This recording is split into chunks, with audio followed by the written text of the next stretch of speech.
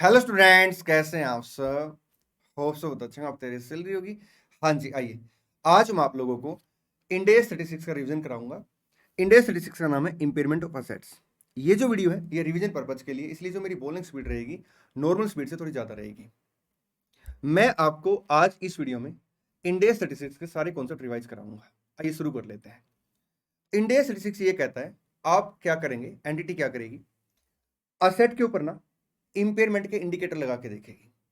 अगर एक भी इंडिकेटर एग्जिस्ट करता है तो एंटिटी क्या करेगी, इंपेयरमेंट लॉस की फॉर्मल कैलकुलेशन करेगी। इंडिकेटर कौन कौन से डिस्कस करेंगे, ठीक जी सर। इंपेयरमेंट लॉस का मतलब होता है असेट के या सीजू के कैरिंग अमाउंट को रिकवरेबल अमाउंट तक रिड्यूस करना। सर सीजू बेसिकली क्या है? सर बिजनेस की स्मॉलेस्ट यूनिट है। सर बिजनेस की स्मॉलेस्ट ग्रुप ऑफ असेट है जो largely independent cash flow generate करते हैं। हम सीजू के कॉन्सेप्ट को अलग से डिस्कस करेंगे, ठीक जी सर। तो अभी तक की अगर मैं बात करूं तो मैंने आपको सिर्फ एक बात बताई है, इंपेयरमेंट लॉस बेसिकली क्या है, असेट के कैरिंग अमाउंट को हम लोग क्या करेंगे सर, रिकवरेबल अमाउंट तक रिड्यूस करेंगे। सर हम इंपेयरमेंट की फॉर्मल कैलकुलेशन करेंगे अगर एक भी इंडिकेटर एग्जिस्ट करता है, ठीक जी सर। अब कौन कौन से इंडिकेटर है इसके ऊपर चर्चा थोड़ा सा रुक के करेंगे। आइए सबसे पहले डिस्कस करते हैं इंपेयरमेंट लॉस कैसे कैलकुलेट करेंगे। Sir carrying amount of the asset minus recoverable amount of the asset, ठीक जी sir. Sir carrying amount of the asset कैसे कैलकुलेट करेंगे, कहता है as per the respective provision of the respective Ind AS. Example के तौर पे sir जैसे मान लो हमने प्रॉपर्टी प्लांट एंड इक्विपमेंट के ऊपर इंपेयरमेंट के इंडिकेटर लगा के देखे और सर इंडिकेटर एग्जिस्ट करता है तो हम लोग क्या करेंगे sir, property plant and equipment के ऊपर इंपेयरमेंट लॉस कैलकुलेट करेंगे। अब सर कैसे कैलकुलेट करेंगे, sir property plant and equipment का कैरिंग अमाउंट माइनस आपका रिकवरेबल अमाउंट, ठीक जी सर। कैरिंग अमाउंट कैसे कैलकुलेट करेंगे sir, as per the provision of Ind AS 16। Sir जिसमें आपका कॉस्ट आ जाएगी प्लस माइनस सर रिवैल्यूएशन का इफेक्ट आ जाएगा। अगर मान लो रिवैल्यूएशन पॉलिसी अडॉप्ट करती है कंपनी, सर माइनस आपका एक्यूमुलेटेड डेप्रिसिएशन आ जाएगा, ठीक जी सर। रिकवरेबल अमाउंट कैसे कैलकुलेट करेंगे, देखिए रिकवरेबल अमाउंट सर हम कैलकुलेट करेंगे हायर ऑफ 2। बात सुनिए ध्यान से ना, मेरे पास एक ट्रक है, मैं लोडिंग अनलोडिंग का काम करता हूं, ठीक जी सर। तो मेरे लिए सर वो क्या बन गई, प्रॉपर्टी प्लांट एंड इक्विपमेंट बन गई। सर अब मान लो सर जो ट्रक था उसमें फिजिकल डैमेज आ गया। अगर ट्रक में फिजिकल डैमेज आ गया तो सर मेरे को क्या करना पड़ेगा, इंपेयरमेंट लॉस की फॉर्मल कैलकुलेशन करनी पड़ेगी। तो फॉर्मूला क्या बनेगा, carrying amount minus recoverable amount, ठीक जी सर। अब कैरिंग अमाउंट सर मैं कैसे कैलकुलेट करूंगा, as per the provision of Ind AS 16। Sir carrying amount मान लेते हैं 4 लाख आ गया, जिसमें सर आपका असेट की कॉस्ट, अगर मैं रिवैल्यूएशन मॉडल फॉलो करता हूं तो plus minus effect of revaluation minus accumulated depreciation till date, ठीक जी सर। सर इसका कंपैरिजन मैं किसके साथ करूंगा, कैरिंग अमाउंट का रिकवरेबल अमाउंट के साथ। अब रिकवरेबल अमाउंट बेसिकली क्या होता है, बात सुनिए ध्यान से ना। सर ये हायर ऑफ 2 होता है, ए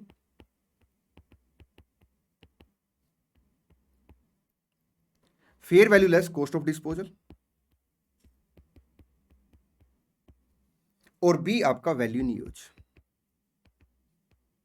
इनमें जो हायर होगा, देखिए अगर मैं ट्रक को आज बेचना चाहूं तो ट्रक कितने का बिकेगा और जब मैं उसे बेचूंगा तो सेलिंग एक्सपेंडिचर कितने होंगे। अगर मैं नेट अमाउंट निकालूं तो सर मान के चलते जो नेट अमाउंट आया मेरा 3 लाख का आया, ठीक है जी सर। सर ट्रक की रिमेनिंग यूजफुल लाइफ अभी 5 ईयर बची हुई है।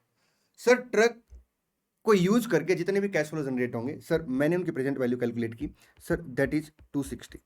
इसे हम बोलते हैं sir value in use. Value in use का मतलब क्या है कि जो भी असेट को यूज करके कैश फ्लो जनरेट होंगे उसकी प्रेजेंट वैल्यू, ठीक जी सर।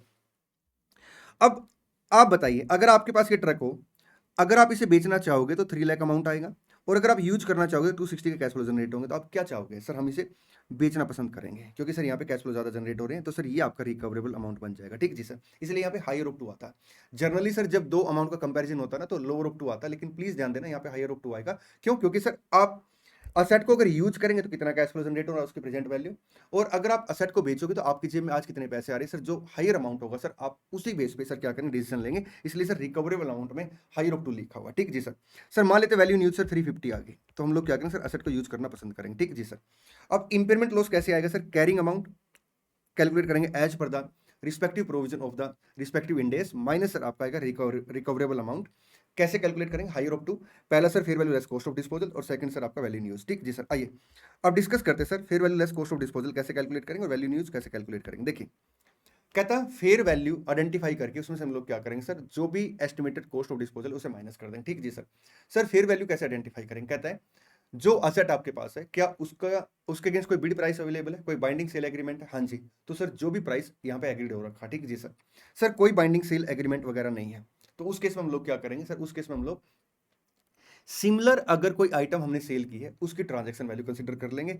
सर सिमिलर ट्रांजैक्शन हमने नहीं, सिमिलर आइटम की ट्रांजैक्शन हमने नहीं की, कोई ट्रांजैक्शन वैल्यू अवेलेबल नहीं है, तो उस केस में हम लोग फिर क्या करेंगे सर, मैनेजमेंट क्या करेगा, एस्टिमेट लगाएगा। एक बात का ध्यान रखिए, जब मैनेजमेंट एस्टिमेट लगाएगा ना तो सर एक्सटर्नल जो आपका एविडेंस है सर उसको प्रायोरिटी देगा। ठीक जी सर।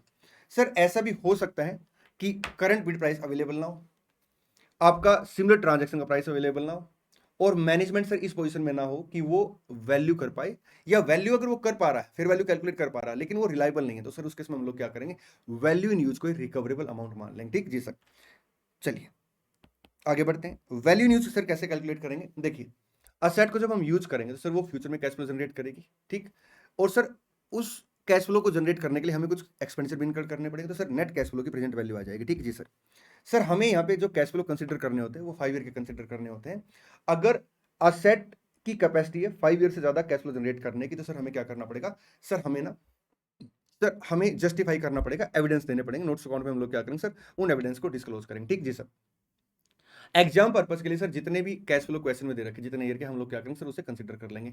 यहाँ पे सर जब आप क्वेश्चन सोल्व करें तो हमेशा ध्यान रखना कि जो क्वेश्चन आपको ना कैश फ्लो जनरेट करके देता है, मतलब क्वेश्चन में इंफॉर्मेशन होती है कि इतने कैश फ्लो जनरेट होंगे, सर उसमें जनरली एस्टिमेटेड स्क्रैप वैल्यू नहीं होती, तो आप क्या करेंगे सर, लास्ट ईयर में ना एस्टिमेटेड स्क्रैप वैल्यू भी कंसीडर करेंगे। ठीक जी सर। सर कभी कभी क्या होता है, जो एस्टिमेटेड कैश फ्लो होते हैं ना सर, वो मतलब एक अमाउंट नहीं होता सर, उसके मल्टीपल अमाउंट होते हैं। जैसे एग्जांपल के तौर पे सर ईयर 1 के बाद जो कैश फ्लो जनरेट होंगे 1 लाख होंगे सर, इसकी प्रोबेबिलिटी 10% है। सर 120 होंगे सर, इसकी प्रोबेबिलिटी सर 60% है। सर 90,000 होंगे सर, इसकी प्रोबेबिलिटी कितनी है, 30% है। तो हम लोग क्या करेंगे सर, यहाँ पे वेटेड एवरेज अमाउंट कैलकुलेट कर लेंगे।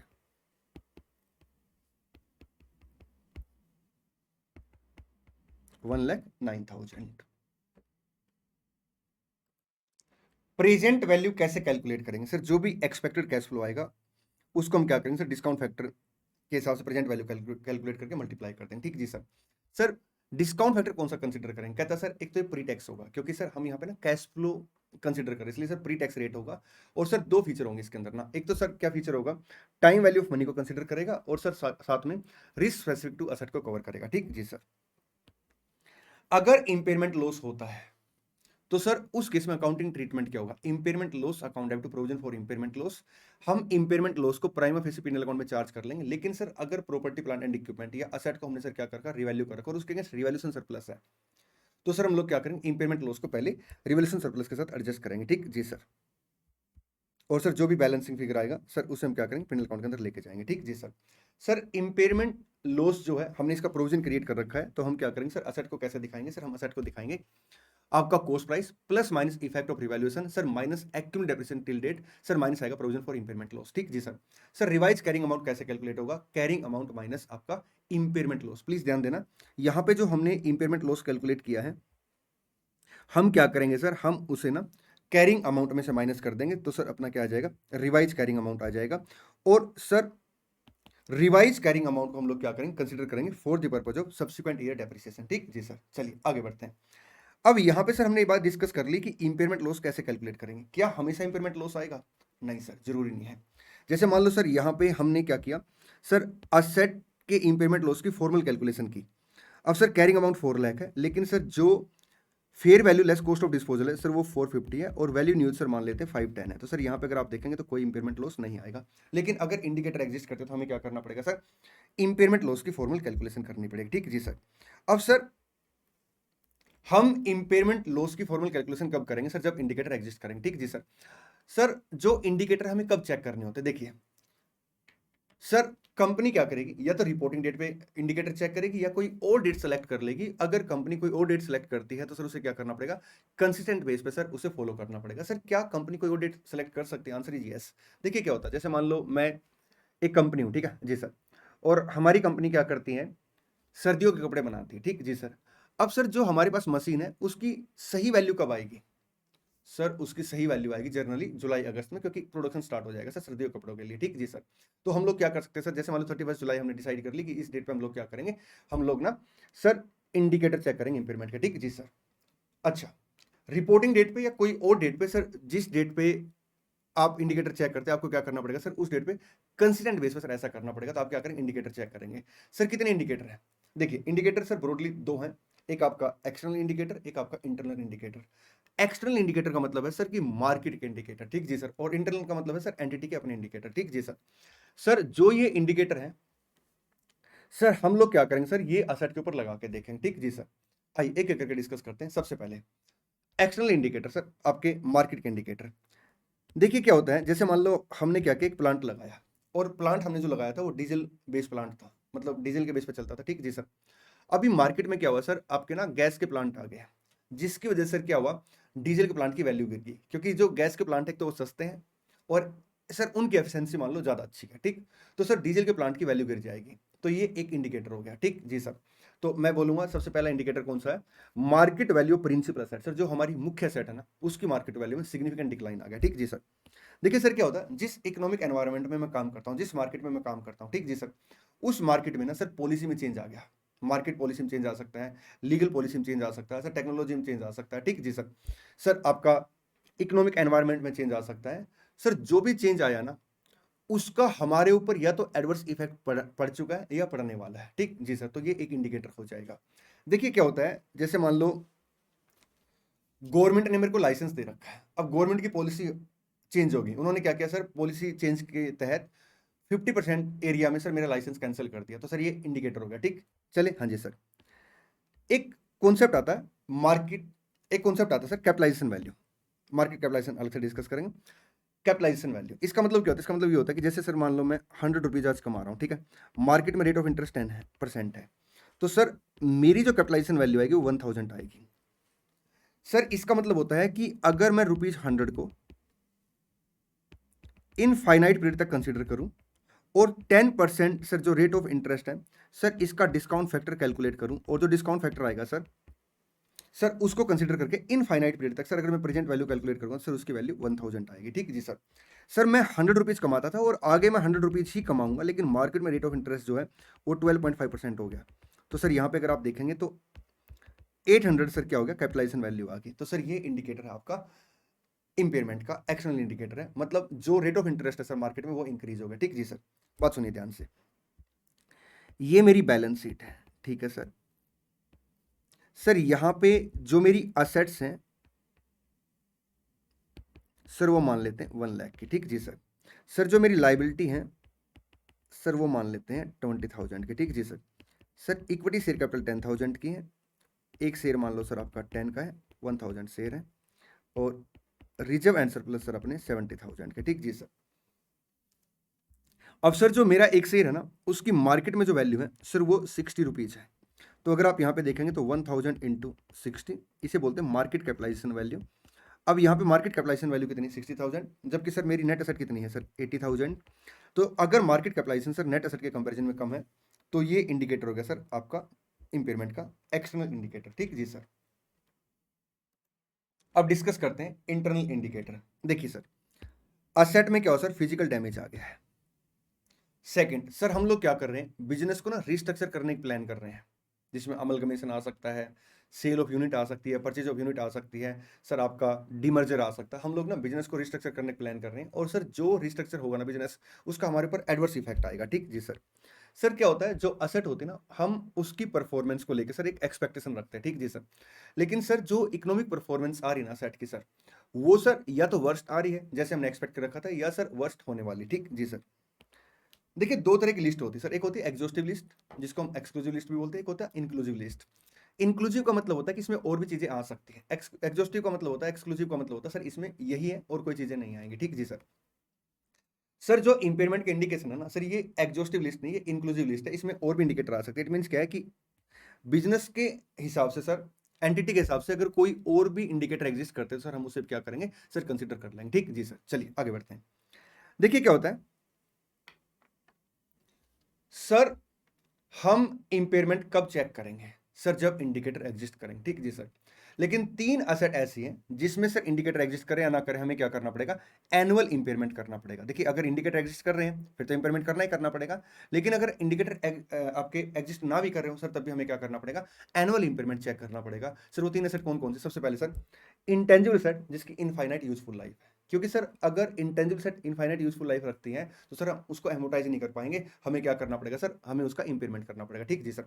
सेकंड सर, इंटेंजिबल सेट है not yet available for use, अभी सर वो अवेलेबल फॉर यूज के लिए नहीं है। ठीक जी सर। और थर्ड है सर आपका, अगर सर बिजनेस कॉम्बिनेशन में गुडविल अराइज होती है, देखिए क्या होता है जब एक एंटिटी दूसरी एंटिटी का बिजनेस एक्वायर करती है, मान लो सर हमने जो पीसी पे की वो 10 लाख पे की, ठीक जी सर, और सर जो नेट असेट है वो 9 लाख है, तो सर 1 लाख आपका गुडविल आ जाएगा। मैं दोबारा बताता हूँ, एज पर आपका इंड AS 103 जब हम कोई बिजनेस एक्वायर करते हैं तो जो हम कंसिडरेशन पे करते हैं उसका कंपैरिजन हम on the date of acquisition, sir जो भी नेट आइडेंटिफाइबल असेट होती है एक्वायरी कंपनी की, सर हम उसकी फेयर वैल्यू के साथ कंपैरिजन करते हैं नेट असेट के फेयर वैल्यू के साथ। ठीक जी सर। और जो भी सर डिफरेंस आएगा वो आपका गुडविल आ जाएगा अगर हमने पीसी ज्यादा पे की। ठीक जी सर। तो वो जो गुडविल होती है सर उसका हम एमोटाइजेशन नहीं करते सर, उसका भी क्या होता है एनुअल इंपेयरमेंट होता है। ठीक जी सर। ये सर सबसे पहला पॉइंट है कि हमें फॉर्मल कैलकुलेशन करनी पड़ेगी अगर आपका इंपेयरमेंट के इंडिकेटर एग्जिस्ट करते हैं। देखिए इंड AS जो आपका 36 है इसका नाम है इंपेयरमेंट ऑफ असेट, लेकिन सर ये जो इंड AS है ये सारी की सारी असेट को कवर नहीं करता सर, कुछ ऐसी असेट है सर जिसको ये कवर नहीं करता क्योंकि रिस्पेक्टिव इंड AS में सर वो चीजें कवर है। एग्जांपल के तौर पे देखिए, बात सुनिए ध्यान से ना sir, property plant and equipment, हम इसका वैल्यूएशन कैसे करते हैं सर, हम इसका वैल्यूएशन करते हैं either cost or revaluation model. ठीक जी sir, either cost or revaluation model. ठीक जी सर। सर इन्वेंट्री का वैल्यूएशन हम कैसे करते हैं sir, cost or NRV whichever is lower, why NRV, इसलिए सर क्योंकि जो हमारी इन्वेंट्री, हमारा अल्टीमेट ऑब्जेक्टिव क्या है सर, उसे बेचना है। जब हम इन्वेंट्री को बेचेंगे तो सर जो पैसा रिलाइज होगा हम उसके साथ उसका क्या करेंगे, कंपैरिजन करेंगे। लेकिन प्रॉपर्टी प्लांट एंड इक्विपमेंट को लेके हमारा अल्टीमेट ऑब्जेक्टिव क्या है सर, उसे यूज करना। ठीक, इसलिए सर यहाँ पे हम लोग क्या करते हैं, कॉस्ट और रिवैल्यूएशन मॉडल लगाते हैं, यहाँ पे एनआरवी का कॉन्सेप्ट नहीं। ठीक जी सर। अगर मैं इन्वेंट्री की बात करूं सर, मान लो कॉस्ट 100 है और एनआरवी 90 है, तो मैं किस पे वैल्यू करूंगा सर, 90 पे, तो ऑटोमेटिक सर 10 का लॉस आ जाएगा। जी सर। तो सर यहाँ पे अगर आप देखेंगे तो सर एक तरीके से 10 का क्या है, इंपेयरमेंट है, और इसे सर किस में कवर कर लिया, इंड AS 2 में। तो अगर आप देखेंगे इंड AS 36 का नाम है इंपेयरमेंट ऑफ असेट, लेकिन सर कुछ ऐसी असेट है सर जो यहाँ पे कवर नहीं है, जैसे आपका asset held for sale in the ordinary course of business, Ind AS 2 लग जाएगा sir. Contract asset and asset arising from cost obtain or fulfil a contract, आपका इंड AS 115 लग जाएगा। एग्जांपल के तौर पे सर जैसे मान लो मैंने क्या किया सर, मैं एक बिल्डर हूँ, बिल्डिंग बना के बेचता हूँ। ठीक जी सर। या सर मैं बिल्डिंगों का कंस्ट्रक्शन करता हूँ। अब एक बिल्डिंग के कंस्ट्रक्शन में सर मेरे को 4 साल लगते हैं, तो मैं रिवेन्यू कैसे रिकॉर्ड करूंगा, 4 ईयर में। तो सर मैं जब उसके ऊपर कॉस्ट इनकट करूंगा सर, उसे भी एमोटाइज करूंगा 4 ईयर में। ठीक, इंड AS 115 में इसे डिटेल में डिस्कस करेंगे। ठीक जी सर। डेफर्ड टैक्स असेट, देखिए क्या होता है, एज पर बुक्स ऑफ अकाउंट सर जो भी असेट और लाइबिलिटी की बुक वैल्यू आ रही होगी, कैरिंग अमाउंट आ रहा होगा। ठीक जी सर। हम उसका कंपैरिजन क्या करेंगे sir, as per income tax sir जो भी असेट और लाइबिलिटी की वैल्यू उसके साथ कंपैरिजन करेंगे। अगर उसमें डिफरेंस है तो सर क्या करना पड़ेगा, हमें टैक्स क्रिएट करना पड़ेगा, डेफर्ड टैक्स। डिटेल में डिस्कस सर इंड AS 12 में करेंगे।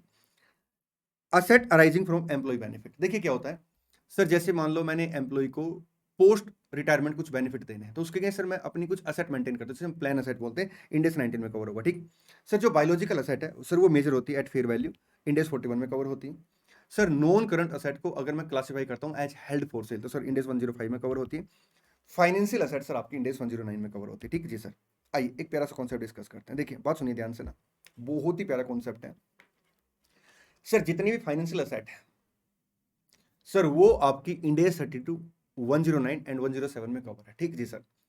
सर अगर मान लो मैं किसी कंपनी के इक्विटी शेयर एक्वायर करता हूं, अगर मैं किसी कंपनी के इक्विटी शेयर एक्वायर करता हूं, तो सर वो मेरे लिए क्या बन जाएगी, फाइनेंशियल असेट बन जाएगी सर। वो आपके इंड AS 32, 109 एंड 107 में कवर है। ठीक जी सर। सर जितने भी फाइनेंशियल असेट है उन सब का इंपेयरमेंट सर आपका इंड AS 109 में ही कवर है। लेकिन सर अगर मान लो मैं किसी कंपनी के इक्विटी शेयर एक्वायर करता हूं और शेयर एक्वायर करने से उस कंपनी के ऊपर मेरा कंट्रोल आ जाता है, तो वो मेरी सब्सिडरी बन जाएगी सर। अगर मैं किसी कंपनी के शेयर एक्वायर करता हूं और सर मेरा दूसरी किसी एंटिटी के साथ ज्वाइंटली अरेंजमेंट है, तो सर वो ज्वाइंट वेंचर बन जाएगा। अगर सर मैं किसी कंपनी के शेयर एक्वायर करता हूं और शेयर एक्वायर करने की वजह से सिग्निफिकेंट इन्फ्लुएंस आ जाएगा, तो सर वो मेरे लिए क्या बन जाएगी, एसोसिएट बन जाएगी। ठीक जी सर। सर वो मेरी सारी बातें मानती है सब्सिडरी सर, वो मेरी और एक बंदे की और दोनों की बातें बराबर मानती है, ज्वाइंट वेंचर। सर वो मेरी बातें नहीं मानती लेकिन मेरी बातें उसके ऊपर असर डालती हैं, बात बनने की पॉसिबिलिटी है, एसोसिएट। ठीक जी सर। अब सर अगर इन्वेस्टमेंट की हमने किसमें, सब्सिडरी में, ज्वाइंट वेंचर में और एसोसिएट में। ठीक जी सर। सर मान लेते हैं पी लिमिटेड कंपनी, उसने क्या किया सर, दूसरी कंपनी के शेयर एक्वायर किए। अब इतने शेयर एक्वायर कर लिए कि सर दूसरी कंपनी के ऊपर कंट्रोल आ गया, सब्सिडरी बन गई सर दूसरी कंपनी के ऊपर ज्वाइंट कंट्रोल आ गया, ज्वाइंट वेंचर बन गया। सर दूसरी कंपनी के ऊपर सिग्निफिकेंट इन्फ्लुएंस आ गया, एसोसिएट बन गई। ठीक जी सर। सर पी ने एक कंपनी के और शेयर एक्वायर किए, लेकिन सर ना तो कंट्रोल आया, ना ज्वाइंट कंट्रोल आया, और ना सिग्निफिकेंट इन्फ्लुएंस आया। ठीक जी सर। तो वो सर आपका अदर इन्वेस्टमेंट आ जाएगी एक तरीके से। ठीक है जी सर। तो ये जो तीनों के तीनों इन्वेस्टमेंट है ना सर, ये आपकी इंडेस 27 में कवर है। लेकिन जो अदर कंपनी के शेयर लिए सर, जिसमें आपका सब्सिडरी ज्वाइंट वेंचर एसोसिएट नहीं बनी, तो सर वो आपके इंडेस 32, 109 एंड 107 में कवर है। ठीक जी सर। फाइनेंशियल इंस्ट्रूमेंट के चैप्टर में कवर। ठीक जी सर। अब सर ये जो तीनों फाइनेंशियल एसेट है, ये जो फाइनेंशियल एसेट है सर, इनका जो इंपेयरमेंट है सर, वो आपका 36 में ही कवर हो जाएगा। देखिए क्या लिखता है। Impairment of financial asset is basically covered under Ind AS 109. However, following financial asset are covered under Ind AS 36. Investment in subsidiary, joint venture and associate. ठीक जी सर। चले आगे। हाँ जी। हाँ, जितनी फाइनेंशियल एसेट है सर, एक्सेप्ट आपका investment in subsidiary, joint venture and associate, sir उनका इंपेयरमेंट आपका इंड AS 109 में कवर है। ठीक जी सर। चलिए आगे बढ़ते हैं। देखिए क्या होता है, बात सुनिए ध्यान से। सर मेरे पास एक ट्रक है। अब सर ट्रक जो है वो इंडिविजुअल कैश फ्लो जनरेट करने की कैपेसिटी रखता है। ठीक जी सर। सर तो अभी तक हमने जो इंपेयरमेंट डिस्कस किया सर, वो डिस्कस किया आपका उस असेट के बारे में सर, जो इंडिविजुअल कैश फ्लो जनरेट करने की कैपेसिटी रखते। ठीक जी सर। आइए एक एग्जांपल लेते हैं। सर ये एक सिनेमा हॉल है। ठीक जी सर। यहां पे स्क्रीन लगी हुई है, यहां पे इनबिल्ट एसी है सर, चेयर है। अब सिनेमा हॉल सर जो है, ये कैश फ्लो कैसे जनरेट करता है सर? टिकट की सेल होके। ठीक जी सर। अब अगर आपने सर मूवी की टिकट ली है, तो आपने पैसे किस लिए दिए हैं सर? इस स्क्रीन के लिए, इनबिल्ट एसी के लिए, चेयर के लिए। एक बच्चा कह रहा है सर लास्ट वाली चेयर के लिए, बेटा वो थोड़ा एक्स्ट्रा अमाउंट है। ठीक है, चेयर के लिए। ठीक जी सर। आपने जो पैसे दिए सर, वो किस लिए दिए हैं सर? मूवी के लिए। तो आपने सर कहीं ना कहीं क्या किया, इन सब के कॉम्बिनेशन के अगेंस्ट पैसे दिए हैं। अगर मैं उस एंटिटी की बात करूं जिसका सिनेमा हॉल है, तो उस एंटिटी के लिए सर जो कैश फ्लो जनरेट हो रहे हैं, वो कैसे जनरेट हो रहे हैं सर? वो कैश फ्लो जनरेट हो रहे हैं आपका ग्रुप ऑफ असेट के थ्रू। ठीक जी सर। तो जो ग्रुप ऑफ असेट है सर, इसे हम क्या बोलते हैं? सीजीयू बोलते हैं। सीजीयू बेसिकली क्या है सर? बिजनेस की स्मॉलेस्ट यूनिट है, आपका स्मॉलेस्ट ग्रुप ऑफ असेट है सर, जो largely independent cash flow generate करने की कैपेसिटी रखता है। ठीक जी सर। अब यहां पे सर क्वेश्चन उठता है कि largely independent cash flow generate करने का मीनिंग क्या है? इट मीन्स ये है कि उस यूनिट के, जो स्मॉलेस्ट यूनिट है कैश फ्लो जनरेट करती है, उसके कैश फ्लो दूसरी किसी यूनिट के ऊपर या दूसरी ग्रुप ऑफ असेट के ऊपर या असेट के ऊपर से डिपेंडेंट ना हो। ठीक जी सर। तो हम क्या बोलेंगे? कैश जनरेटिंग यूनिट बोलेंगे। अब sir how to identify cash generating unit? देखिए सर, कैश जनरेटिंग यूनिट हम लोग आइडेंटिफाई करेंगे सर कुछ फैक्टर के बेस पे। जैसे सर आपका principal use of the asset क्या है। अगर आपका जो यूनिट है, मान लो प्रोड्यूसिंग यूनिट है, तो क्या फाइनल प्रोडक्ट आपका मार्केट में मार्केटेबल है या नहीं है? आइए मैं काम करता हूं, एक एग्जांपल डिस्कस करता हूं। मैं अभी ये डिस्कस नहीं कर रहा कि इंपेयरमेंट लॉस ऑन सीजीयू कैसे कैलकुलेट करेंगे। इस कॉन्सेप्ट को मैं थोड़ा रुक के डिस्कस करूंगा। अभी मैं डिस्कस कर रहा हूं कि हाउ टू आइडेंटिफाई सीजीयू। देखिए क्या होता है, एक कंपनी है, उसके दो डिपार्टमेंट है, डिपार्टमेंट एक्स, डिपार्टमेंट वाई। ठीक जी सर। सर जो डिपार्टमेंट एक्स है ना, वो प्रोडक्ट ए बनाता है, और department Y sir product B बनाता है। अब जो प्रोडक्ट बी है ना, इसके लिए सर जो रॉ मटेरियल है, वो प्रोडक्ट ए है। ठीक जी सर। As a raw material sir product A है। अब जो प्रोडक्ट ए है ना सर, ये मार्केट में इंडिपेंडेंट बिक सकता है, और department Y sir product A को मार्केट से इंडिपेंडेंट परचेज कर सकता है। तो यहाँ पे सर आपके दो सीजीओ हो गए, क्योंकि डिपार्टमेंट एक्स की कैपेसिटी है sir independent cash flow generate करने की, और डिपार्टमेंट वाई की capacity independent cash flow generate करने की। तो ये दो सीजीओ बन गए। ठीक जी सर। सर मान के चलते हैं कि जो प्रोडक्ट ए है वो मार्केटेबल नहीं है। अगर वो मार्केटेबल नहीं है, तो सर डिपार्टमेंट एक्स उसे मार्केट में नहीं बेच पाएगा, और department Y sir product B को बनाने के लिए सर मार्केट से परचेज नहीं कर पाएगा, क्योंकि मार्केटेबल है नहीं, मार्केट में अवेलेबल ही नहीं है। तो इस केस में सर अगर आप देखेंगे, तो डिपार्टमेंट एक्स जो है सर, ये इंडिपेंडेंट कैश फ्लो जनरेट करने की कैपेसिटी नहीं रखता, और डिपार्टमेंट वाई भी sir independent cash flow generate करने की कैपेसिटी नहीं रखता। क्यों? क्योंकि प्रोडक्ट बी के लिए सर उसे क्या चाहिए? प्रोडक्ट ए चाहिए, और वो डिपार्टमेंट एक्स से मिलेगा। ठीक जी सर। वो डिपार्टमेंट एक्स से मिलेगा सर, वो बाहर से मिलेगा ही नहीं। तो सर अगर आप यहाँ पे देखेंगे, तो सर ये जो डिपार्टमेंट एक्स और वाई है सर, ये दोनों मिलकर क्या बन जाएंगे? एक सीजीयू बन जाएगा। क्या बन जाएगा सर? ये एक सीजीयू बन जाएगा। ठीक जी सर। तो कंपनी एज होल यहाँ पे एक सीजीयू बन गई। ठीक। अब सीजीयू का इंपेयरमेंट लॉस हम कैसे कैलकुलेट करेंगे? आइए डिस्कस करते हैं, डिटेल में डिस्कस करेंगे। बिल्कुल बहुत ही प्यारा कॉन्सेप्ट है। देखिए सर, सीजीयू बेसिकली क्या है, एक बार मैं फिर से रिपीट कर देता हूँ। स्मॉलेस्ट आपका आइडेंटिफाइबल ग्रुप ऑफ असेट है, ठीक, जो sir largely independent cash flow generate करता है। सर कभी कभी क्या होता है, इंडिविजुअल असेट ना सर आपके कैश फ्लो जनरेट करने की कैपेसिटी नहीं रखती, सर हम उसकी वैल्यू यूज कैलकुलेट नहीं कर पाते, इसलिए सर हम सीजीयू के हिसाब से सर क्या करते हैं, वैल्यू यूज कैलकुलेट करते हैं, ठीक जी सर। फैक्टर कौन कौन से सर हमने डिस्कस कर लिया। आइए अब डिस्कस करते हैं कि सीजीयू का इंपेयरमेंट लॉस कैसे कैलकुलेट करेंगे और revise carrying amount of the asset under CGU कैसे कैलकुलेट करेंगे। देखिए सर 3 असेट है ए बी सी, इन तीनों को मिला के सर एक सीजीयू बनता है, ठीक जी सर। सर असेट ए का कैरिंग अमाउंट है 1 लाख, असेट बी का कैरिंग अमाउंट है सर आपका 60,000, 90,000 कर लेते हैं। असेट सी का सर कैरिंग अमाउंट है 60,000, ठीक जी सर। सर अगर मैं इन तीनों के कंबाइन कैरिंग अमाउंट की बात करूं तो 250 सर क्या आ गया, कैरिंग अमाउंट आ गया, ठीक जी सर। बात सुनिए ध्यान से सर, 3-4 कॉन्सेप्ट है यहाँ पे, बारीकी से कॉन्सेप्ट डिस्कस करते हैं। सबसे पहले सर आप क्या करेंगे सर, जितनी भी असेट है सीजीयू के अंदर सर उनका एग्रीगेट कैरिंग अमाउंट कैलकुलेट कर लेंगे, ठीक है, कर लिया कैलकुलेट, हाँ जी। अब आप क्या करेंगे सर, सीजीयू का सर जो रिकवरेबल अमाउंट है उसके साथ कंपैरिजन करेंगे। सर मान लेते हैं सीजीयू का रिकवरेबल अमाउंट 2 लाख है, तो 50,000 सर आपका क्या आ गया, इंपेयरमेंट लॉस आ गया। आप क्या करेंगे सर, इस रेशो में उसे एलोकेट कर देंगे और जो भी इंपेयरमेंट लॉस आएगा सर उसे माइनस करके सर आपका रिवाइज कैरिंग अमाउंट आ जाएगा, ठीक जी सर। आगे बढ़े, हाँ जी। अब सर कभी कभी क्या होता है, जैसे मान लो सर जो असेट ए है, सर असेट ए में इंडिकेटर है इंपेयरमेंट के, तो अगर मान लो सर कोई असेट सीजीयू का पार्ट है तो क्या हम उसे इंडिविजुअल बेस पे इंपेयर कर सकते हैं। एएस 28 मना करता था लेकिन इंडिया 36 यस कहता है। इंडिया 36 ये कहता है कि आप इंडिविजुअल असेट को क्या करेंगे, इंपेयर कर लेंगे। दो कंडीशन पूरी होनी चाहिए। पहली कंडीशन सर जो आपका इंडिविजुअल असेट है ना सर उसमें इंपेयरमेंट की इंडिकेशन है, और सेकंड सर उसके रिकवरेबल अमाउंट क्वांटिटी क्या कर सकते हैं सर, एस्टिमेट लगा सकते हैं, मतलब वैल्यू इन यूज और नेट सेलिंग प्राइस है उसका आइडेंटिफाई कर सकते हैं, ठीक जी सर। तो उस केस में हम क्या करेंगे सर, इंडिविजुअल असेट को इंपेयर करेंगे, ठीक। अब मान के चलते सर यहाँ पे क्या हुआ सर, जो अपना असेट ए है हमने इसे इंडिविजुअल इंपेयर किया, ठीक।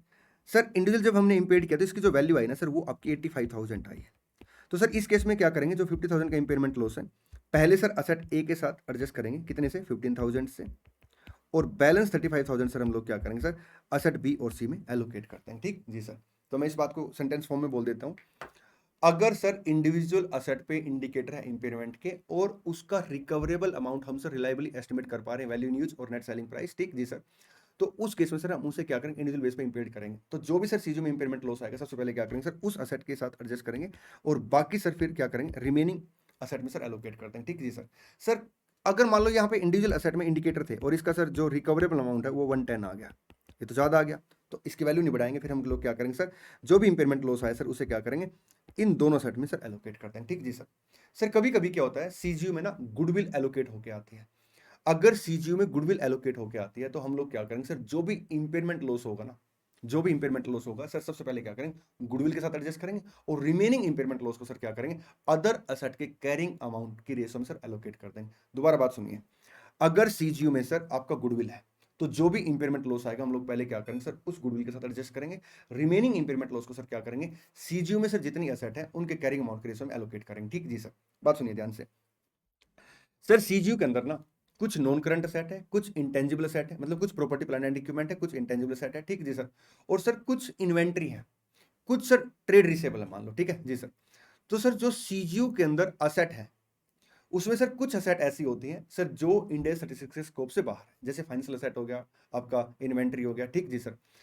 तो उस केस में सर आप क्या करेंगे, जो भी इंपेयरमेंट लॉस आएगा ना सर उसे आप उन असेट के ऊपर एलोकेट करेंगे सर जो इंडिया स्टैटिस्टिक्स के स्कोप में आती हैं। एग्जाम्पल के तौर पे बस सुनिए ध्यान से ना sir, A B C 3 asset है, 1,90,000, 60,000 सर कैरिंग अमाउंट, ठीक जी सर। सर अपना मान लेते सर यहाँ पे गुडविल है 20,000 से, सर ट्रेड रिसेबल है 90,000 से, 80,000 से, और सर अपना इन्वेंट्री मान लो 40,000 से, ठीक जी सर। तो यहाँ पे हम क्या करेंगे, एग्रीगेट अमाउंट कैलकुलेट करेंगे, 1 लाख प्लस 90,000 प्लस 60,000 प्लस अपना 20,000 प्लस 80,000 प्लस 40,000, 390 सर क्या आ गया अपना सर एग्रीगेट अमाउंट आ गया, ठीक जी सर। अब हम क्या करेंगे सर, इसका कंपैरिजन किसके साथ करेंगे, रिकवरेबल अमाउंट के साथ। मान लेते हैं जो रिकवरेबल अमाउंट है सर वो अपना आ गया 3 लाख आ गया, 1 मिनट के लिए मान लो, ठीक जी सर। तो 90,000 का सर इंपेयरमेंट लॉस आ जाएगा। अब सबसे पहले हम क्या करेंगे सर, यहां से गुडविल राइट ऑफ करेंगे।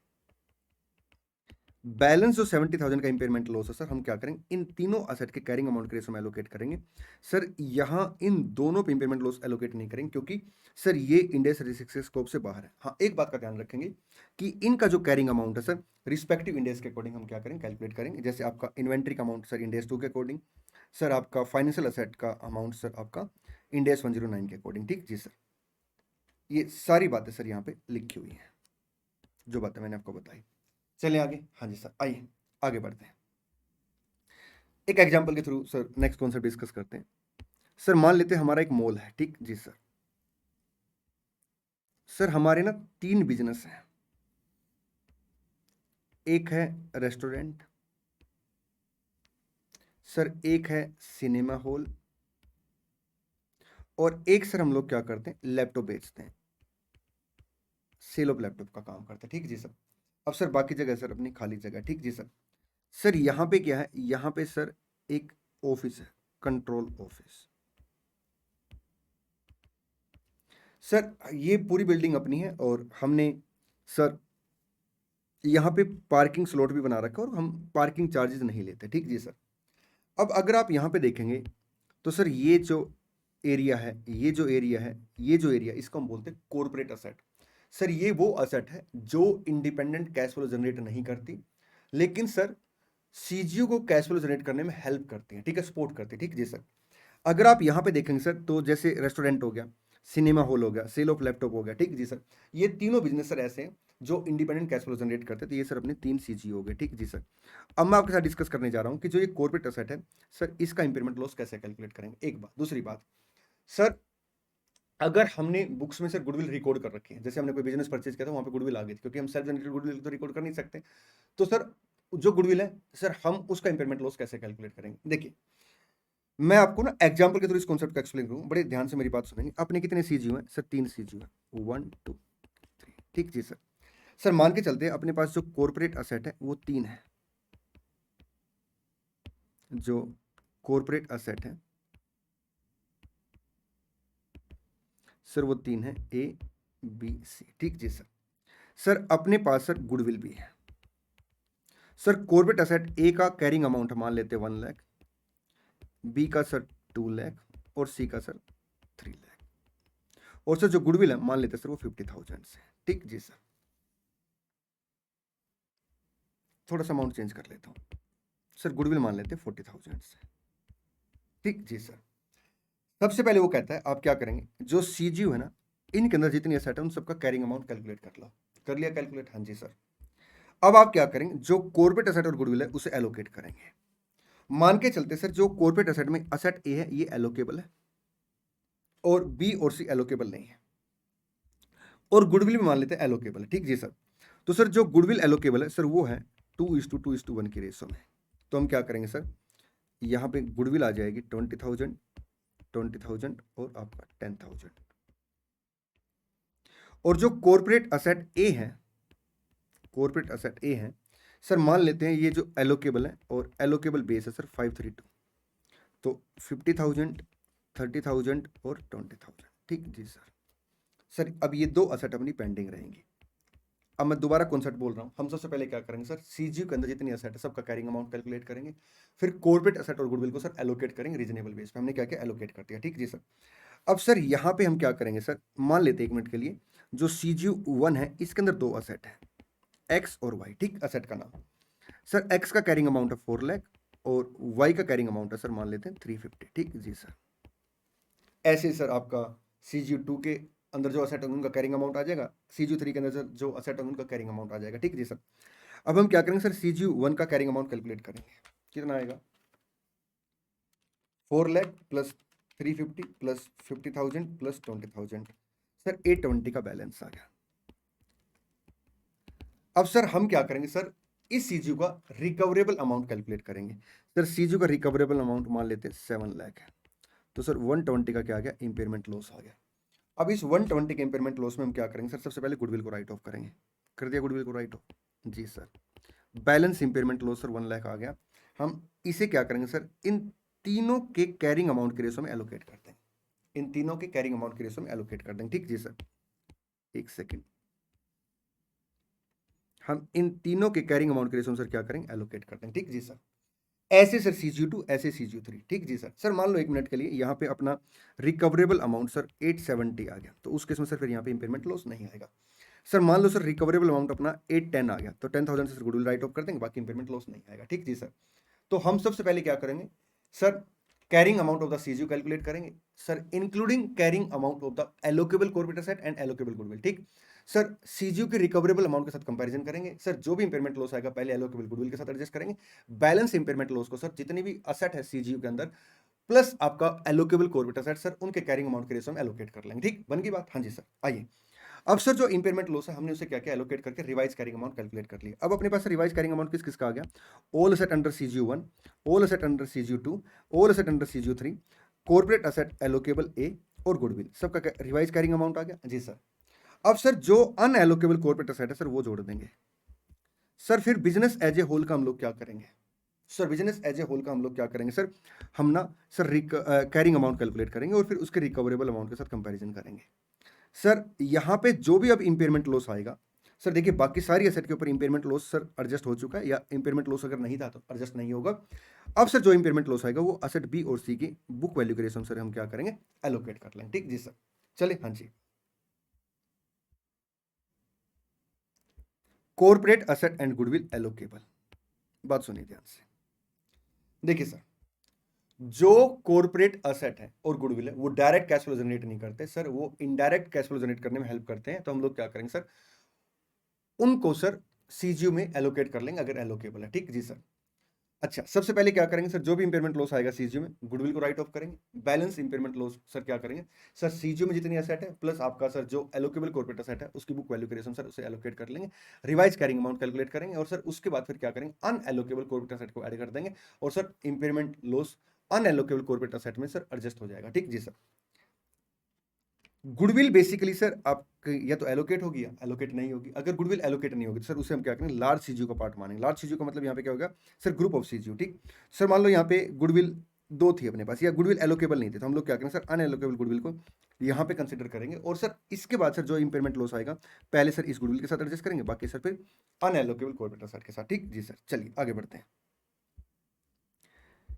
बात सुनिए ध्यान से ना, बहुत इंपॉर्टेंट बात बताने जा रहा हूँ आपको ना, आराम से मेरी बात सुनेंगे सर। 2 अलग अलग एग्जाम्पल के थ्रू बात डिस्कस करता हूं सर। यहां पे क्या होता है सर, इंपेयरमेंट के इंडिकेटर है। ठीक जी सर। सर हमने यहां पे क्या किया होगा, कैरिंग अमाउंट कैलकुलेट किया होगा और रिकवरेबल अमाउंट के साथ कंपैरिजन किया होगा सर। कैरिंग अमाउंट 3 लाख था, रिकवरेबल अमाउंट सर 350 था सर। यहां तो क्या हो गया सर, रिकवरेबल अमाउंट ज्यादा हो गया तो इंपेयरमेंट लॉस नहीं होगा, हम कभी भी इंपेयरमेंट गेन रिकॉर्ड नहीं करते। ठीक जी सर, ये बात सर यहां पे समाप्त हो जाती है। दूसरा एग्जाम्पल, मैं एक प्रॉपर एग्जाम्पल बना लेता हूं, बात सुनिए ध्यान से सर। आज 1 अप्रैल 24 को हमने क्या किया सर, एक असेट परचेज की 1 लाख की, property plant and equipment sir. हम कोस्ट मॉडल लगा रहे थे, एस्टिमेट स्क्रैप वैल्यू नील थी, मेथड ऑफ डेप्रिसिएशन सर आपका SLM था और सर आपका एस्टिमेट स्क्रैप वैल्यू नील थी, estimate useful life sir 10 year थी। ठीक जी सर। तो 31 मार्च 25 को हमने क्या किया होगा सर, 10,000 का डेप्रिसिएशन लगा दिया होगा। कैरिंग अमाउंट सर अपना कितना आ गया सर, 90,000 का कैरिंग अमाउंट आ गया। ठीक जी सर। सर फिर 31 मार्च 26 आया, बिल्कुल आया सर। हमने 10,000 का यहाँ पे डेप्रिसिएशन चार्ज किया सर, कैरिंग अमाउंट कितने से आ गया, 80,000 से आ गया। ठीक जी सर। यहाँ पे सर इंपेयरमेंट के इंडिकेटर एग्जिस्ट करते थे। ठीक जी सर। सर मान के चलते सर जो अपना रिकवरेबल अमाउंट आया, ये कैरिंग अमाउंट है सर, वो 60,000 आ गया, तो सर 20,000 का क्या आ जाएगा, इंपेयरमेंट लॉस आ जाएगा। सर डेप्रिसिएशन में और इंपेयरमेंट में क्या डिफरेंस होता है सर, असेट को यूज करने की वजह से उसकी वैल्यू में जो गिरावट आती है सर उसे हम डेप्रिसिएशन बोलते हैं सर। असेट में सर जो असेट के अगेंस्ट कोई इवेंट होता है सर जिसकी वजह से उसकी वैल्यू गिरती है उसे हम क्या बोलते हैं सर, इंपेयरमेंट बोलते हैं। ठीक, और वो जो इवेंट है सर उसको हम बोलते हैं इंडिकेटर। ठीक जी सर। अब सर हमने यहाँ पे क्या किया होगा, रिवाइज कैरिंग अमाउंट कैलकुलेट किया होगा। कैसे कैलकुलेट किया होगा सर, 80,000 माइनस 20,000, 60,000 का रिवाइज कैरिंग अमाउंट आ गया। ठीक जी सर। अब सर इसके बाद हमने क्या किया होगा सर, जो सब्सिक्वेंट डेप्रिसिएशन चार्ज किए होंगे सर वो 60,000 के बेस पे चार्ज किए होंगे। ठीक जी सर। सर यहाँ पे डेट है आपका 31 मार्च 27, ठीक जी sir.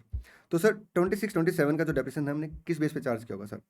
60,000 divide by remaining useful life sir अपना 8 ईयर है। एस्टिमेट स्क्रैप वैल्यू सर नील है, मान लो कोई और चेंज नहीं आया, तो सर यहाँ पे 7500 का सर डेप्रिसिएशन आ जाएगा। कैरिंग अमाउंट कितने से आएगा सर? 52,500 से, ठीक जी सर। सर 31 मार्च 28 को क्या स्टेटस है सर? 7500 का डेप्रिसिएशन और कैरिंग अमाउंट सर आपका आ जाएगा 45,000, ठीक जी सर। बात सुनिए ध्यान से ना सर, हुआ क्या था, हमारा ना मेन काम था सर एक्सपोर्ट का। गवर्नमेंट ने क्या किया सर, एक्सपोर्ट के काम पे रेस्ट्रिक्शन लगा दी, जिसकी वजह से सर हमारा काम गिर गया और यहाँ पे सर इंडिकेटर था, ठीक जी सर। अब सर हुआ क्या, गवर्नमेंट ने ना जो एक्सपोर्ट का लाइसेंस दे रखा था सर, उसमें काफ़ी लिबर्टी दे दी और ड्यूटी वगैरह सर कम कर दी। अब सर इंडिकेटर हमारे फेवर में आ गए यहाँ पे। तो सर अगर इंडिकेटर हमारे फेवर में आ गए तो हमें क्या करना पड़ेगा सर? इम्पेयरमेंट लॉस का रिवर्सल चेक करना पड़ेगा, ठीक जी सर। आइए ये एग्जाम्पल यहीं पे एक बार होल्ड करते हैं, नेक्स्ट कॉन्सेप्ट मैं स्टार्ट कर रहा हूँ, ठीक है जी sir. Reversal of impairment loss. देखिए मैंने एक एग्जांपल आपके साथ डिस्कस किया था कि रिकवरेबल अमाउंट अगर कैरिंग अमाउंट से ज़्यादा आता है तो सर फिर हम उस केस में इम्पेयरमेंट गेन रिकॉर्ड नहीं करते। इंडिया 36 ये कहता है अगर इम्पेयरमेंट लॉस आपके पास ऑलरेडी है और बाद में इंडिकेटर आपके फेवर में आ जाते हैं तो आप क्या करेंगे? इम्पेयरमेंट लॉस का रिवर्सल कर लेंगे। कितने अमाउंट का रिवर्सल कर लेंगे सर? इस बात को थोड़ा साइड में रखते हैं, पहले सर कुछ कॉन्सेप्ट डिस्कस करते हैं। देखिए अगर गुडविल एक बार इम्पेयर्ड होगी सर, उसका कभी भी रिवर्सल नहीं हो सकता। उसका रीजन क्या है? उसका रीजन सर ये है कि गुडविल सर जो होती है ना सर, वो एक बिजनेस की रेपुटेशन होती है, ठीक जी सर। जैसे सर मान लो मैंने एक बिजनेस एक्वायर किया और सर वहां पे गुडविल आ गई, तो गुडविल मैंने क्या किया, वो रिकॉर्ड कर ली होगी, क्योंकि सर बिजनेस एक्विजिशन पे जो गुडविल आती है उसमें मैं रिकॉर्ड कर सकता हूँ, ठीक जी सर।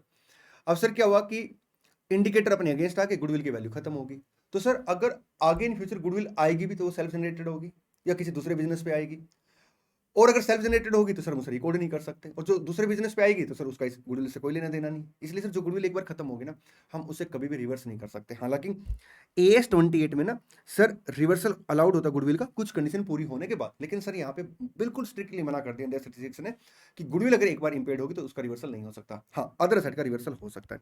अब अदर सेट का रिवर्सल कब होगा? कहता सर इंडिकेटर आपके फेवर में होने चाहिए। देखिए इंडिकेटर अगेंस्ट में क्या क्या पॉइंट थे, फेवर में क्या क्या पॉइंट हो सकते हैं, आइए एक बार कंपैरिजन करते हैं ताकि आपको इंडिकेटर अच्छे से याद हो जाए। देखिए सर यहाँ पे एक्सटर्नल इंडिकेटर में पहला इंडिकेटर था कि जो प्रिंसिपल एसेट थी ना उसकी मार्केट वैल्यू में सिग्निफिकेंट डिक्लाइन आ गया। सर जो प्रिंसिपल एसेट थी ना उसकी मार्केट वैल्यू में सिग्निफिकेंट इंक्रीज आ गया। सर सिग्निफिकेंट इंक्रीज कैसे आ सकता है? देखिए सर जो गैस के प्लांट थे ना सर, 1-2 साल के बाद हवा हवाई हो गए, उनकी सर मतलब उनका प्रोडक्शन ही सर खराब आने लग गया। अब सर जो डीजल के प्लांट थे उनकी वैल्यू फिर से बढ़ गई, ठीक जी सर। अच्छा सर यहाँ पे आपका गवर्नमेंट की पॉलिसी चेंज हुई थी, इकोनॉमिक एनवायरनमेंट चेंज हुआ था, मार्केट एनवायरनमेंट चेंज हुआ था सर, आपका लीगल एनवायरनमेंट चेंज हुआ था, टेक्नोलॉजी में चेंज हुए थे, ठीक जी सर। वो हमारे अगेंस्ट थे सर, अब वो हमारे फेवर में आ गए, ठीक है सर। मार्केट में रेट ऑफ इंटरेस्ट क्या था सर? 10% था, इंक्रीज होकर 12.5% हो गया था, सिर्फ डिक्रीज होकर 8% हो गया, तो कैपिटलाइजेशन वैल्यू बढ़ जाएगी सर। हमारे शेयर की मार्केट में वैल्यू बढ़ेगी जिससे कैपिटलाइजेशन वैल्यू बढ़ेगी सर, ठीक जी सर। यहाँ पे कैपिटलाइजेशन वैल्यू गिरी थी, यहाँ पे बढ़ेगी, ठीक जी सर। इंटरनल इंडिकेटर में सर देखिए असेट में फिजिकल डैमेज हुआ था जी सर। सर मूवी नहीं चल रही कि अच्छा जैसे मूवी में होता ना कि एक बार एक्सीडेंट होता है, करंट लगता है, हीरो की याददाश्त चली जाती है और फिर करंट लगता है, याददाश्त वापस लौट के आ जाती है। आई मीन टू से सर मान लो फिजिकल डैमेज हुआ था सेट में, अब सर क्या हुआ, भूकंप आया और असर ठीक हो गया, ऐसा थोड़ा होगा। सेट में फिजिकल डैमेज हो चुका है, इसलिए सर इसके अगेंस्ट जो सर कंडीशन रखी ना वो पता क्या रखी है सर? देखिए क्या होता है, बिजनेस में ना बड़ी सारी असेट होती हैं लेकिन सर वो प्रॉपर परफॉर्म नहीं कर पा रही, लेकिन हमने क्या किया सॉरी एक मेन असेट परचेज की जिसकी वजह से सर उन असेट की परफॉर्मेंस भी बढ़ेगी, ठीक जी सर। तो सर इससे सर क्या होगा, इंडिकेटर अपने फेवर में आ जाएंगे। आपको मैं इसका एक एग्जांपल देता हूं, जैसे आपने मूवी देखी होगी सर जिसमें कॉलेज वगैरह में 4-5 दोस्त होते हैं, सारे कमजोर होते हैं, एक मजबूत होता है, वो पिटते रहते हैं और जब उनका मेन दोस्त आता है उनमें पावर आ जाती है। जैसे आपने मूवी देखी होगी सोहेल खान की आर्यन, उसमें उसके दोस्त पिटते रहते हैं लेकिन जैसे आर्यन भाई आता है ना तो सब में पावर आ जाती है। तो on the same tuning sir principal asset purchase करने की वजह सर क्या हुआ कि बाकी असेट सर जो है वो सर ज्यादा काम करने लगे, ज्यादा एफिशिएंटली सर काम करने लगे, ठीक जी सर। तो सर अपने फेवर में इंडिकेटर आ गया सर। हमने बिजनेस को रिस्ट्रक्चर करने का प्लान किया था, इंपैक्ट एडवर्स था सर, इंपैक्ट अपने फेवर में आ गया, ठीक जी सर। सर यहाँ पे क्या था कि जो इकोनॉमिक परफॉर्मेंस थी ना सेट की असेट की जो इकोनॉमिक परफॉर्मेंस थी सर वो वर्स थी इन कंपैरिजन टू सर जो हम एक्सपेक्ट कर रहे थे। सर जो हम परफॉर्मेंस एक्सपेक्ट कर रहे थे ना, जो हम असेट की परफॉर्मेंस एक्सपेक्ट कर रहे थे सर, अब परफॉर्मेंस सर उतनी या उस मतलब जितनी हम एक्सपेक्ट कर रहे थे सर उससे ज्यादा आ चुकी है, आएगी। ठीक जी सर। चलिए, तो हमें क्या करना पड़ेगा सर, इंपेयरमेंट लॉस का रिवर्सल करना पड़ेगा। अब इंपेयरमेंट लॉस का रिवर्सल कितने अमाउंट का होगा, आइए अब वो डिस्कस करते हैं इस एग्जांपल के थ्रू। इंडेस 36 ये कहता है आप क्या करेंगे, इंक्रीमेंटल कैरिंग अमाउंट का कंपैरिजन करेंगे कैरिंग अमाउंट के साथ। अब ये देखिए सर, ये तो कैरिंग अमाउंट आ गया जी सर। अब इंक्रीमेंटल कैरिंग अमाउंट कैसे आएगा, कहता lower of two a on the date reversal of impairment loss, recoverable amount कितना है सर, मान के चलते रिकवरेबल अमाउंट है 54,000। ठीक जी सर। चलिए जी, अच्छा अगर मान लो इंपेयरमेंट ना होता तो what would be the carrying amount, इसका मतलब क्या, इसका मतलब ये है कि सर आप क्या करेंगे, इस कैलकुलेशन को इग्नोर करेंगे, जो कैलकुलेशन चल रही थी कंटिन्यू उसी पे आएंगे। मतलब सर मतलब ये है कि अगर इंपेयरमेंट लॉस ना होता तो अपना कैरिंग अमाउंट 80,000 आ रहा होता है यहाँ पे जी सर। नेक्स्ट ईयर का डेप्रिसिएशन कितने से आता सर, 10,000 से। तो सर कैरिंग अमाउंट कितने से आता, 70,000 से। 31 मार्च 28 को सर डेप्रिसिएशन कितने से आता सर, 10,000 से। सर कैरिंग अमाउंट कितने से आता, 60,000 से। ठीक जी सर। तो ये carrying amount, what would be the carrying amount, मतलब कैरिंग अमाउंट क्या होता if there was no impairment loss, 60,000। तो सर इसमें लोअर कितना आ गया, 54,000 माइनस सर आपका 45,000, 9,000 से सर हम क्या करेंगे, इंपेयरमेंट लॉस का रिवर्सल कर देंगे। मतलब सर असेट का कैरिंग अमाउंट बढ़ा देंगे 9,000 से। ठीक जी सर। तो रिवाइज कैरिंग अमाउंट सर आपका 54,000 आ गया। मान के चलते सर रिकवरेबल अमाउंट अपना 65,000 है। तो सर यहाँ फिर क्या करते हैं हम, 60,000 कंसिडर करते हैं। इसका मतलब क्या है सर, इसका मतलब ये है कि मैक्सिमम सर हम कहाँ तक जा सकते हैं सर, ओरिजिनल कैरिंग अमाउंट तक। ठीक जी सर। हाँ, अगर रिकवरेबल अमाउंट सर आपका ओरिजिनल कैरिंग अमाउंट से कम है तो वहां तक। ठीक, 15,000 और यहाँ पे हम क्या करेंगे सर, 15,000 ऐड कर देंगे। चले जी सर। सर इंपेयरमेंट लॉस हम कहाँ चार्ज करते थे सर, अगर रिवैल्यूएशन सरप्लस है तो वहां पे, अदरवाइज सर पीएनएल अकाउंट पे। On the same tuning sir reversal of impairment loss कहाँ जाएगा सर, अगर रिवैल्यूएशन सरप्लस है तो सर उसके साथ उसको क्रेडिट कर देंगे। मतलब ऐसे बोलता हूँ, अगर हमने पहले रिवैल्यूएशन सरप्लस को सर राइट ऑफ किया था तो उसे सर क्रेडिट कर देंगे। ठीक जी सर, रिवर्सल के साथ, और बैलेंस सर हम क्या करेंगे, पीएनएल अकाउंट में क्रेडिट कर देंगे। ठीक जी सर। चलिए, ये सारी बातें सर यहाँ पे लिखी हुई हैं, आप इसे रीड कर लेंगे। और एक काम और करें आप ना, फॉर योर रेफरेंस एक बार इसका स्क्रीनशॉट ले लें और इस एग्जाम्पल को ना कॉपी वगैरह में लिख लेंगे, ताकि रिवर्सल के रिगार्ड में सर आपको कोई क्वेरी ना आए। आइए कुछ प्यारे प्यारे से कॉन्सेप्ट और डिस्कस करते हैं। देखिए क्या होता है सर, एक हॉस्पिटल है। ठीक जी सर, उसके पास ना एक मशीन है, बड़े आराम से एग्जाम्पल सुनेंगे सर। मशीन का कैरिंग अमाउंट 1 लाख है, कैरिंग अमाउंट मतलब बुक वैल्यू। ठीक जी सर। सर आज क्या हुआ, शॉर्ट सर्किट हुआ और ये मशीन सर डैमेज होगी। अब सर ये जो मशीन है डैमेज होगी, अब सर इस मशीन को जो एंटिटी है हॉस्पिटल है सर वो यूज नहीं कर पाएगा, तो वैल्यू यूज कितनी आ गई, 0। सर इसने क्या किया, एक बंदे को फोन किया कि साहब मेरे को ऐसे ऐसे ना इस मशीन को बेचना है। उन्होंने कहा साहब इस मशीन को बेचना दूर की बात, हम पैसे लेंगे इसे डिस्पोज करने के, क्योंकि सर इसमें केमिकल वगैरह कुछ ऐसे होते हैं जिसको डिस्पोज करना पड़ता है। तो मान लो सर जो डिस्पोजल कॉस्ट आएगी वो 6,000 आएगी। तो रिकवरेबल अमाउंट हायर ऑफ 2 होता है, ए आपका value in use, B sir आपका fair less cost of disposal जो कि सर नेगेटिव है। तो सर रिकवरेबल अमाउंट आपका 0 आ गया, तो इंपेयरमेंट लॉस कितना आएगा सर, 1 लाख आएगा। इट मीन्स ये है कि सर रिकवरेबल अमाउंट सर 0 हो सकता है, नेगेटिव नहीं हो सकता। इट मीन्स क्या है कि जो इंपेयरमेंट लॉस है मैक्सिमम कहां तक हो सकता है सर, कैरिंग अमाउंट तक हो सकता है। मैक्सिमम कहां तक हो सकता है सर, कैरिंग अमाउंट तक। ठीक जी सर। और ये जो 6,000 सर, इसका हम क्या करेंगे, अलग से प्रोविजन क्रिएट करेंगे। इसका हम क्या करेंगे सर, अलग से प्रोविजन क्रिएट करेंगे। ठीक जी सर, एज पर इंडेक्स 37। आगे बढ़ते हैं। देखिए सर, जो इंडिकेटर होते हैं इंपेयरमेंट के, ठीक जी सर, क्या हमें सिर्फ रिपोर्टिंग डेट पे चेक करने होते हैं, किसी भी डेट पे सर, हम किसी भी डेट पे चेक कर सकते हैं, लेकिन हम कंसिस्टेंट बेस पे सर उसे फॉलो करेंगे। सर इवन ना अगर मान लो 2 सीजीयू है सर, मैं क्या करता हूँ, एक कंपनी हूँ और हम लोग ना सर्दियों कपड़े बनाते हैं, गर्मियों के कपड़े बनाते हैं। ठीक जी सर। तो अपने सर 2 अलग अलग सीजीयू है, क्योंकि दोनों के जो cash flow sir independent sir generate होते हैं। ठीक जी सर। अब यहाँ पे अगर आप देखेंगे तो सर 2 अलग अलग सीजीयू हैं सर, दोनों की जो असेट का वैल्यूएशन है सर, फेयर वैल्यूएशन सर अलग अलग डेट पे आएगा। तो हम लोग क्या करेंगे सर, यहाँ पे 2 अलग अलग डेट भी कंसिडर कर सकते हैं। ठीक जी सर। बात सुनिए ध्यान से सर, एक मशीन है, ठीक है जी सर। मेरे को सर क्या करना है सर, इसके ऊपर इंडिकेटर इंपेयरमेंट के, ठीक जी सर। तो सर इसका इंपेयरमेंट लॉस कैलकुलेट करना है, कैसे कैलकुलेट करूंगा, carrying amount minus recoverable amount, ठीक जी सर। रिकवरेबल अमाउंट सर कैसे आएगा सर, वैल्यू इन यूज और आपका farewell less cost of disposal which ever is आपका हायर, ठीक जी सर। अब हुआ क्या सर, मैं प्लान कर रहा हूं कि 1 साल के बाद ना इस मशीन में सर मैं कुछ एडिशन करूंगा, जैसे मान लो सर मैंने ये एडिशन कर दिया मशीन के अंदर, ठीक जी सर। अगर मैं इस मशीन में सर 1 साल के बाद एडिशन करूंगा, अगर मैं इस मशीन में 1 साल के बाद एडिशन करूंगा, ठीक जी सर, तो सर उस एडिशन की वजह से सर क्या होगा, कैश आउटफ्लो जाएंगे और कैश इनफ्लो सर बढ़ेंगे।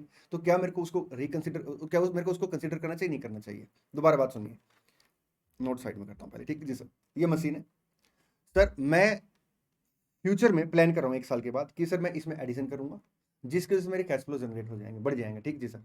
जो ओरिजिनल कैश फ्लो उसके कंपेरिजन में सर ज्यादा कैश फ्लो आएंगे।